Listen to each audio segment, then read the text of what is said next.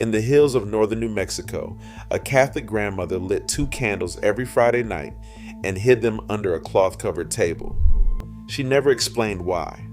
It was simply what her mother had done, and her mother's mother before that. Her family avoided pork. They swept the floor toward the center of the room instead of out the door. And when her grandson finally took a DNA test decades later, the results explained everything. Sephardic Jewish ancestry passed down silently for more than 400 years, ever since his ancestors fled the Spanish Inquisition and buried their identity to survive. The candles were Shabbat candles. The family never knew. And here's the part that should make you sit up. In many of these cases, the clue was hiding in plain sight the entire time.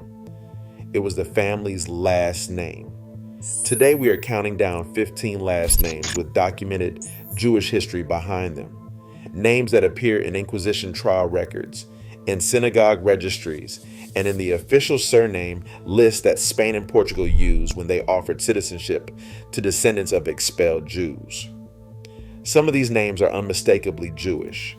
Others are names you would never suspect, names so common, so ordinary that millions of people carry them today without the faintest idea of the history sewn into them.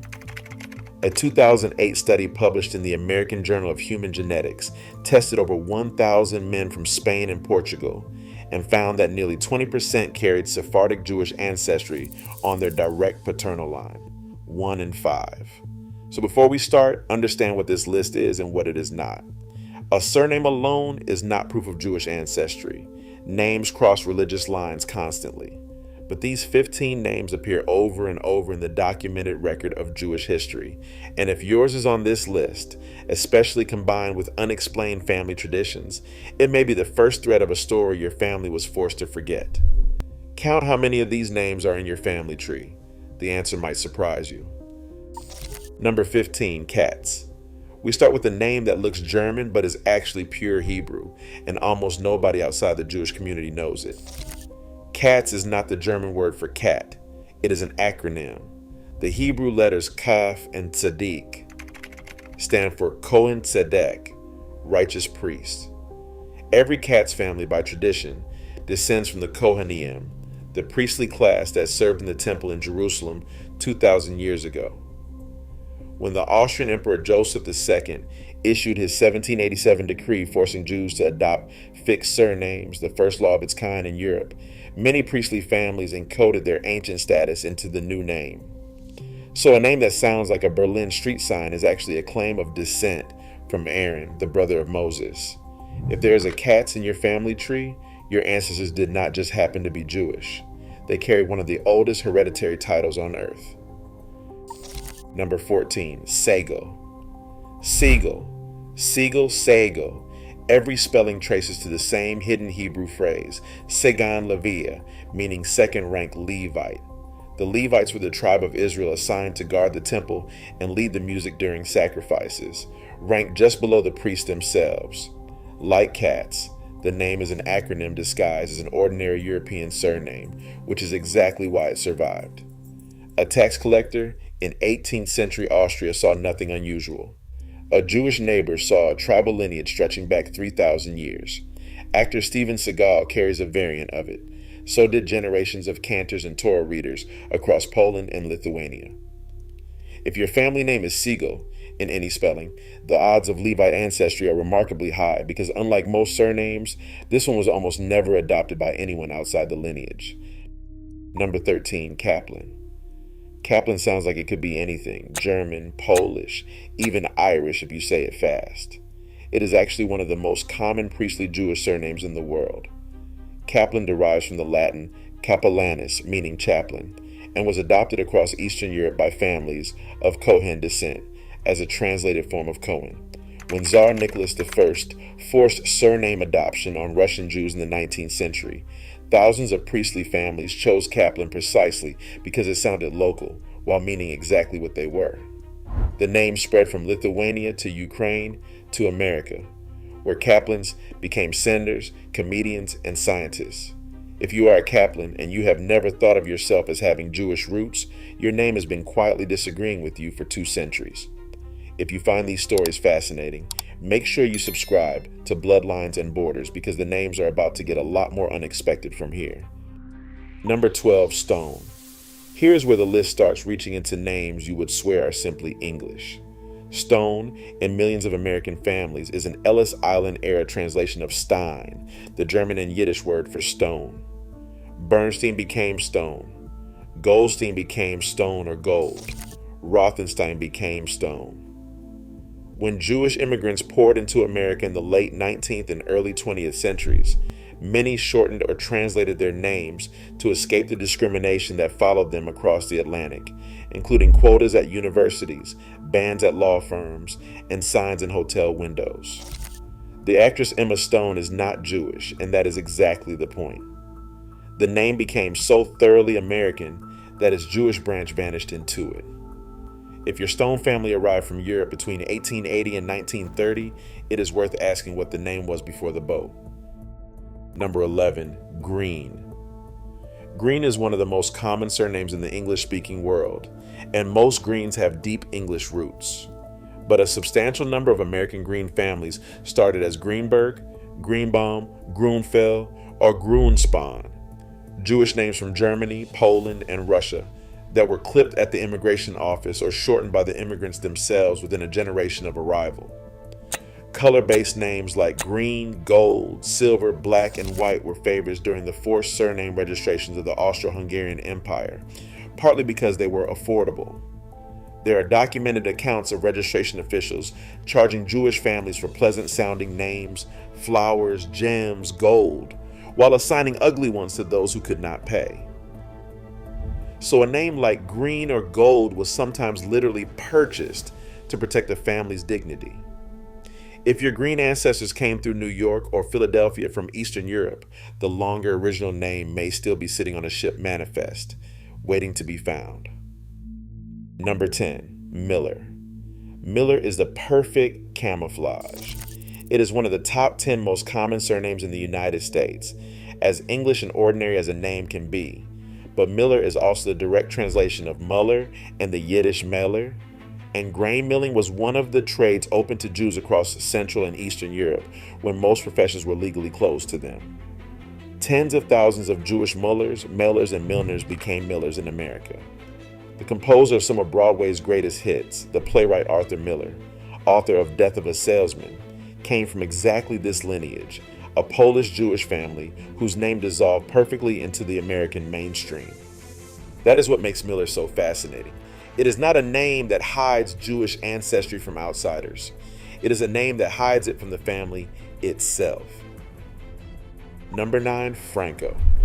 Franco is one of history's strangest surname ironies. Most people hear it and think of Francisco Franco, the Spanish dictator. But Franco is a documented Sephardic Jewish surname carried by Jewish families across Spain, Portugal, Italy, and the Ottoman Empire for centuries. Jewish Francos appear in synagogue records from Livorno to Salonika to Istanbul. The name likely marked families as free. The word Franco meant exempt from certain taxes, or it signaled French origin. After the expulsion from Spain in 1492, Franco families spread across the Mediterranean and held onto the name openly in the Ottoman lands where Jews were tolerated. Meanwhile, in Spain itself, conversos carrying the name blended into Catholic society. Today, Franco appears throughout Latin America, the Philippines, and the American Southwest, and a meaningful fraction of those families descend from Jews who once prayed in Ladino, the Spanish Hebrew language of Sepharad. Number 8, Leon. Leon, meaning lion, looks like a simple Spanish regional name taken from the Old Kingdom of Leon in northern Spain. But the lion carries a second meaning that Jewish families understood perfectly. The lion is the ancient symbol of the tribe of Judah, the royal tribe of Israel, the line of King David. Jewish families across Spain used Leon and its variants, Lion and De Leon, and the name appears repeatedly in Inquisition records of accused Judaizers, secret Jews caught practicing their old faith. In Yiddish-speaking Europe, the same lion symbolism produced Lieb, Leibowitz, and Lefkowitz. One name, one lion, two continents. There's even a rabbi in El Paso, Texas. Rabbi Stephen Leon has spent his career working with Hispanic families of the Southwest who discovered Converso roots. If your family is named Leon and came from Spain, Mexico, or the borderlands, the lion in your name may be the Lion of Judah. Number 7, Carvajal. This name comes with the most haunting story on the list. Luis de Carvajal the Elder was a governor in colonial Mexico in the 1580s, a man of Converso descent who rose to extraordinary power in the Spanish Empire. His nephew, Luis de Carvajal the Younger, secretly practiced Judaism in Mexico City, kept a hidden diary of his religious life, and wrote prayers in the shadow of the Inquisition's headquarters. His writings are the earliest known Jewish documents written in the Americas. In 1596, the Inquisition burned him at the stake alongside his mother and sisters for the crime of remaining Jewish. The Carvajal name survived in Mexico and across Latin America, carried by descendants of relatives who escaped notice by becoming sincerely, publicly Catholic. 4 centuries later, families named Carvajal are among those discovering Sephardic DNA results they cannot otherwise explain. The Inquisition kept meticulous records. Those records are now the evidence. We are entering the top 6. The most common names on this list carried by millions. If you find these stories fascinating, make sure you subscribe to Bloodlines and Borders. Number 6, Mendez. Mendez, and its Spanish form Mendez, is stamped all over the golden age of the Sephardic Diaspora. The most powerful woman in the 16th century Jewish world was Dona Gracia Mendonasi, a Portuguese converso who inherited one of Europe's great banking fortunes and used it to run what can only be described as an escape network, smuggling hundreds of secret Jews out of Portugal beyond the reach of the Inquisition to safety in the Ottoman Empire. The Mendez banking house lent money to kings while its founders secretly remained Jews. The name spread everywhere. Portuguese conversos fled Amsterdam, Brazil, the Caribbean, and back across Latin America. Yes, that means the surname of a certain Canadian pop star and a celebrated American film director sits squarely on the documented Sephardic lists. Not every Mendez descends from secret Jews, but the name's Jewish history is not a theory. It is banking records, rescue operations, and Inquisition files. Number 5, Medina. Medina looks like pure Spanish geography, and it is partly. Towns called Medina dot the Spanish map. But the word itself is not Spanish. It comes from the Semitic root for city, Medina, in both Arabic and Hebrew, and the name was heavily used by Jewish families in Spain before 1492. Sephardic Medinas appear in communities across the post-expulsion world, from Morocco to the Ottoman Empire to the Americas. One branch produced Sir Solomon de Medina, the first Jew ever knighted in England, who financed the armies of the Duke of Marlborough in the early 1700s. Today, Medina is everywhere in the Spanish-speaking world, and most Medinas have no Jewish connection at all. But when a Medina family also remembers a grandmother who covered mirrors during mourning, or refused pork without explanation, or lit candles on Friday, the name stops being a coincidence and starts being a clue. Number 4, Castro. When researchers at the Union Sephardi Mundial compiled lists of surnames carried by documented Jewish families before the expulsion from Spain, Castro was on it, and the organization's president made the point bluntly by naming the most famous bearer of all, Fidel Castro. The Cuban leader himself acknowledged that his ancestry likely included conversos, descendants of Spanish Jews forced into Catholicism. Castro means castle, and like most place-based names, it was used by Christians and Jews alike. But Jewish Castros are extensively documented in Inquisition trials, in the Sephardic communities of Amsterdam and the Caribbean, and in the records used today for Spanish and Portuguese citizenship claims. The name is now carried by millions across Latin America. Statistically, given that genetic studies showing nearly 1 in 5 Iberian men carry Sephardic paternal ancestry, a staggering number of Castros are walking around with a hidden chapter in their family story. Number 3, Perez. Perez is one of the most common surnames in the entire Spanish-speaking world. Son of Pedro, simple as that. Except it is not always that simple. Perez is also the Spanish form of the Hebrew name Perez, a son of Judah in the book of Genesis, an ancestor of King David himself. Jewish Perez families existed in Spain long before the expulsion, and after 1492 the name traveled both ways. Openly Jewish Perez families flourished in the Ottoman Empire in North Africa, while Converso Perez families disappeared into Catholic Spain and its colonies. The name later produced an Israeli president, Shimon Peres, born Simon Persky, and countless rabbis, writers, and merchants across the Sephardic world. Most of the millions of Perez families today descend from Christian Pedros, but the Jewish Peretz line runs straight through this name like a buried river, and DNA testing keeps bringing it to the surface in families who never suspected a thing. Number 2, Espinosa. In 1632, in Amsterdam's Portuguese Jewish quarter, a boy was born to a family of refugees, conversos who had fled Portugal and returned openly to Judaism the moment they reached free soil. The family name was Espinosa. The boy was Baruch Espinosa, known to history as Baruch Spinoza, one of the most influential philosophers who ever lived. The Espinosa name, from Espino meaning the thorn bush, was carried by numerous Converso families, and the Spinoza family's documented journey from forced Catholicism in Portugal back to open Judaism in Amsterdam is one of the clearest paper trails in all of Sephardic history. Espinosa is spread across Spain, Mexico, the American Southwest, and South America.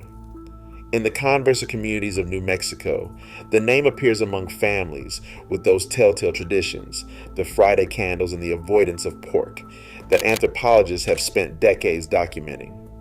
If your name is Espinosa, you share it with the philosopher whose family chose exile over erasure. Number 1, Davis. And here is number 1, the name nobody sees coming, Davis, the 7th most common surname in the United States. The name of a Confederate president, of Hollywood legends, of millions of utterly Anglo-American families. Davis means exactly what it looks like, son of David, and that is precisely the point. Davis, Davies, Davidson, Davidov, across every country and every century, Jewish families use patronymic forms of David, the shepherd who became Israel's greatest king. When Jewish immigrants reached England and America, names like Davidovich and Davidson frequently became Davis, invisible, instantly local, completely safe. The entertainer Sammy Davis Jr. famously converted to Judaism, joking that he was completing the circle his name began. Most Davises descend from Welsh and English Davids, but thousands of American Davis families are 2 or 3 generations removed from a shtetl, and the only surviving evidence is a name that means son of David, the most Jewish royal lineage there is, hiding inside the most American name there is. So how many did you count?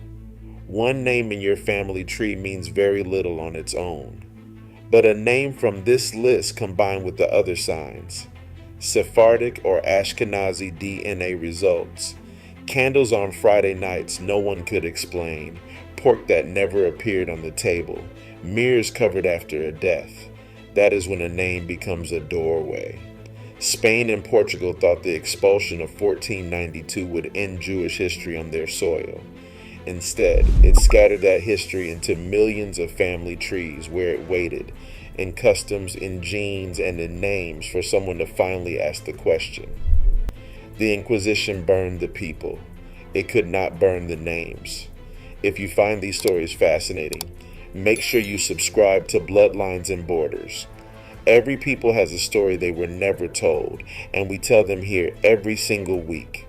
Tell us in the comments, is your name on this list, or is there a surname in your family you have always wondered about? Some of the best video ideas on this channel have come straight from your family stories. Your ancestors hid these names to survive. You only have to look at one to remember them. Thank you for watching. If you want to go deeper, the next video on your screen is one you won't want to miss. I'll see you there.